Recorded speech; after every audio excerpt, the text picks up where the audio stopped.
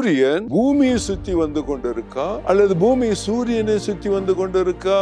பூமி தான் சூரியனை சுத்தி வந்து கொண்டிருக்கு. ஆனா நம்மளுக்குள்ளார ஒரு நம்பிக்கை பதிச்சிருக்கிறாங்க தெரியுங்களா? ஜாதகம் என்ற ஒரு விஷயத்தை, ஒரு அஞ்ஞானத்தை விஞ்ஞானம் மெய்ஞானம்னு உள்ளுக்கு பதிய வைத்திருக்கிறார்கள்.